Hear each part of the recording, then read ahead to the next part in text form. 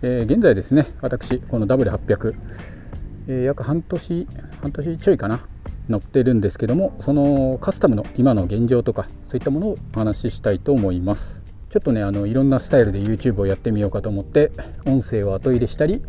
走りながら喋ったり、こういう形でねちょっといろいろやってみようと思うんですけども、今ねいろいろ YouTube やってるんですけども、趣味というかね、せっかくカスタムしていろんな情報を得たので皆さんにも共有できたらなという思いでやってます。今までいろいろ変えたり戻したりしたんで、今どうなってるかっていうのをお伝えしたいと思います。基本的には自分でできるカスタム、フレーム入れ替えちゃうようなお金がかかるようなものではなくて、手に届くような、私でも皆さんでも誰でも手を加えればできるようなカスタムというのを目指してやっております。比較的私の場合安く仕上がってるかなと思います。自分でやってるんでね、工賃とかもかかってないっていうのもあるんですけども、タイヤとかちょっとさすがにめんどくさかったんでやってはもらいましたけど、おおむね自分でやってます。はい、まずは外装タンクですね。動画でご紹介したように自分で塗装したものです。ちょっとねこれは塗装ではなくてカッティングシートなんですけども、綺麗に貼れてるかと思います。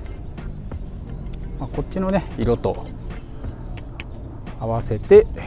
シルバーにしてあります。ここをねちょっと塗装したりしたら同じような色にねちょっと張り替えようかなとか、そういうのも考えてはあります。でこれはアルミ製の川崎、古いね古いフォントのエンブレムですね。それと合皮のタンクパッド、もうちょっとね大きくてもいいかなと思うんですけど、ちょっとこのデザインのものは今これしかないので、とりあえずこれを貼ってあります。でこのタンクの色に合わせてこのフロントフェンダーですね塗ってあります。これもマットブラックですね。でそれに合わせてリアフェンダーですね、社外品のもの取り付けてあります。たまたまね中古で W650 用のショートフェンダーが見つかったので、そちらを購入して、これぐらいまであったのをこうカットして、ここもちょっとこうカットしてね塗装をしました。ウインカーもねこの前回はねナンバープレート一体式のものだったんですけど、こっちに移設しました。こんな感じですね。こっちに移設した方がこう尻が軽く見えるというか収まりがいいなと思ってこちらに移設したんですけども、ちょっと欠点としてね、ここにサイドバッグというか荷物をここに乗っけた時とかにここにこうかぶっちゃうんですね、ウインカーに。そういうのがちょっと注意が必要です。でリアのテールランプはこちらですね。デイトナのものがついてます。ドライブレコーダーのカメラがここに収まっております。まさかここにあるとは思わないだろうというような位置についております。でこのウインカーも E マーク付きのものなので、このまま車検も通る感じで仕上がってます。でツールケースなんですけども、これも、自作で作ったツールケースだったんですけども、この中に工具を入れてはいたんですけども、現在はこの中にはツーリングネットですね、ここに収まる引っ掛けられるツーリングネットを入れてあります。あとウエスとかね、ちょっと何か拭く時のウエスを入れてあります。リバーエンドミラーですね。現在はナポレオンミラーというのをつけております。結構ねこれはもう有名なブランドのもので、すごくしっかりした作りになって細かい調整ができるタイプのものになってます。欠点としてここにミラーがあると取り回しがしづらいんですね。こう手首がちょっと当たっちゃって、左の取り回しがここからこうやんないといけない、斜め上からこう押さえ込めないというかね、それがちょっと欠点ですね。でイオン系デイトナのものをつけてあります。この ETC のステーのところにもう1本ステーをかましてつけてあるんですけども、両面テープでくっついてます。でこの ETC ちょっと前にずらしてこれを設置してあります。ここにブースタープラグのスイッチですね、ここにオンオフできるようについてます。基本的にはずっとオンにしてるんですけども、高速道路をずっと走るアクセル回路が一定の時とかはもうブースタープラグねオフにしちゃって、でノーマルの燃長で走っております。燃費も最終的には変わってくると思います。ゲイルスピードのリザーバータンクですね。これゲイルスピードのいいところっていうのは、この固定する位置とこのホースの出口ですねをこう調整して変えられるんですね。なのでなるべく手前にしたいとか奥にしたいとかいう時にこの細かい調整ができるので、これが非常に優秀です。で見た目もねコンパクトで収まりも黒くてかっこいいので、主張しすぎないところが非常に気に入っております。でブレーキレバーもですね、実は先日ショートレバーに変えたんですね。で変えたんですけども、なんかデザイン的にねちょっとごついというか、いわゆる何て言うんですかね、ストファイとか SS には似合うんでしょうけど、ちょっとね W800 には合わない、このクラシカルなね見た目には合わないようなレバーだったので、もう速攻で外してノーマルに戻しちゃいました。こういうねやっぱりシルバーの昔ながらの形の方がこのバイクには合うかなという確認ができたので、もったいないとかは思っておりません。こちらハンドルアップスペースはこれつけているんですけども、それに合わせてちょっとこっちに寝かしてあります。こっち側に少しだけ傾けてあります。なんでかっていうと、私の好みというかね、ちょっとやるだけで結構ハンドル位置が気持ち変わるんで。はい、でスマホホルダーですね。ここにスマホホルダークワッドロックのものがついてたんですけども、そちらも撤去してしまいました。ナビにもなるし、時計にもなるし、電話もできるし、充電もできるし、すごい便利で言うことないんですけども、なんかねメーターとかにね埋め込まれてるぐらいだったらいいんですけど、なんかここにドーンと主張してる感じがね、なんかその存在感がね強すぎて、スマホついていない時もこのでかさとかなんか主張があって、何と言いましょうか、自分家の冷蔵庫を見られてるような、なんかね生活感がちょっと出ちゃうんでね、せっかくの素敵なデザインを台無しにしているような気がしてホルダーを外しました。こっちの方がねすっきりしてて気に入ってはいます。で実際じゃあ道とかね分かんなくて不便じゃないかっていうのもあるんですけども、意外とねやっぱね男40にもなるとさすがに道は大体知ってて、細かいね住宅街の奥地の道とかは分かりませんけども、大体ねカンナナカンパチ出ればね行けるというかね、そこまで大幅に間違うことはないですね。でスマホをねポケットに入れてもナビ使うときは音声でねインカムで、それだけでも十分です。フロントのウインカーですね。こちらもリアと同じものをフロントフォークにつけてます。ノーマルのですねウインカーがあった場所はゴムのシートを丸く切って貼り付けて埋めてあります。この幅というのもねその車検に対応できるような幅に調整してあります。それとここにドラレコフロント部分ですね、下のステーを利用して取り付けてあります。でこちらは動画で紹介したブレンボのキャリバ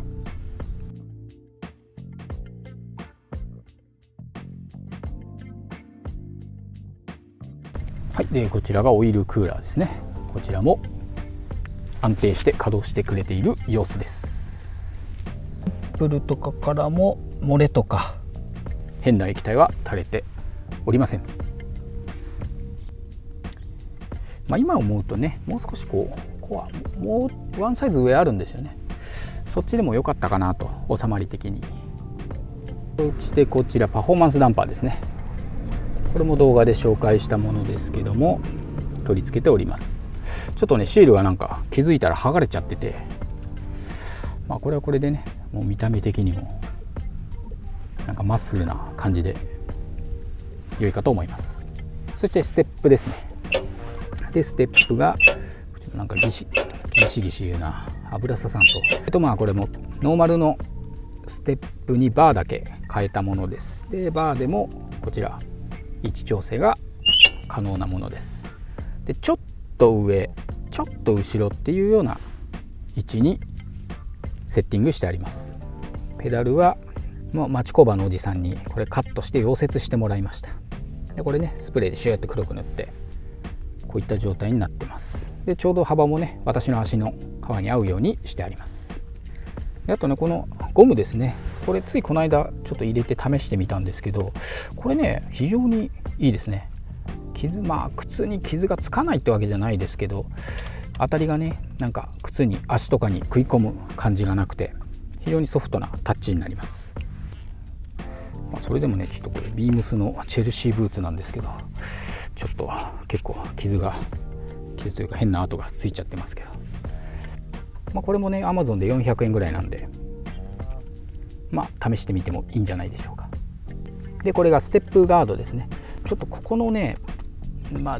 熱がすごくて、エンジン熱で結構靴とか熱に弱いゴムの靴とか溶けちゃったりするんですよね。であとかかとでグッとホールド、このフレームにしかホールドできないので、これがあると結構グッとホールドできて足の収まりが良くなるので、これも非常におすすめです。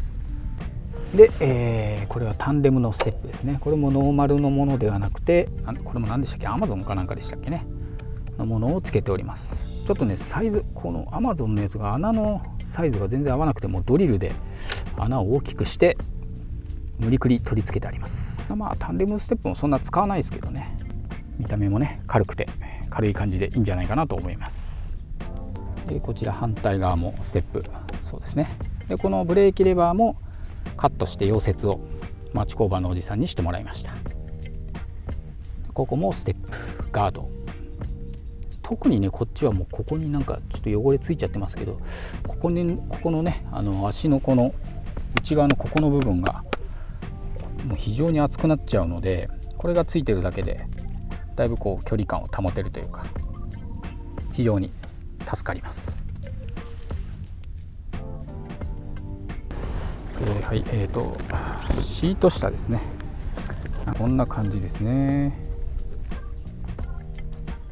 でこちらに車載工具が置いてあります。自分が使うお気に入りの工具を入れてあります。でここにドラレコの本体以前はあったんですけど、このプレートの下にですねやってみたらうまいこと収まりましてですね、でちょっとそれもお見せはしたいんですけど、これ一回外すとですね、ちょっともう元に戻すのがまあ大変なんですね。なので、この下にうまく収まってますよということで勘弁してください。でなのでここのスペースが空いたので、ここにあったツールケースをここに戻したと、そういう感じですね。ここに ETC ですねとドラレコの余ったケーブル、ここにまとめてあります。それとここにリアのテールランプとかウインカーとかの配線もまとめてあります。でここにノーマルだと U 字ロックのプレートですかね、 U 字ロックプレートみたいなのがついてたんですけど、それをもうちょっと取っ払っちゃいました。そっちの方がメンテナンス性がいいというのと、特になくてもいいというかね、その方がここの容量が増えるので外しました。でもこの ETC はもう直接リアフェンダーに取り付けてあります。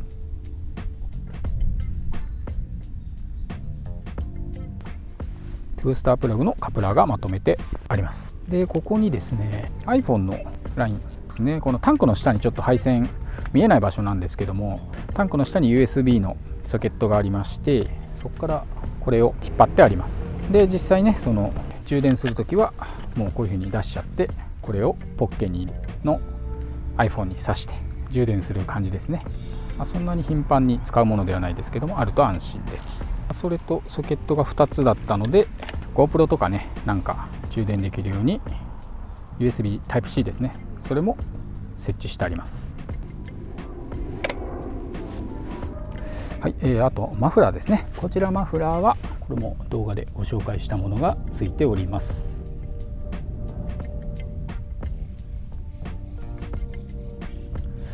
相変わらずねアフターファイヤーはパンパン言いますけども、もはやそれも心地よいサウンドというかね、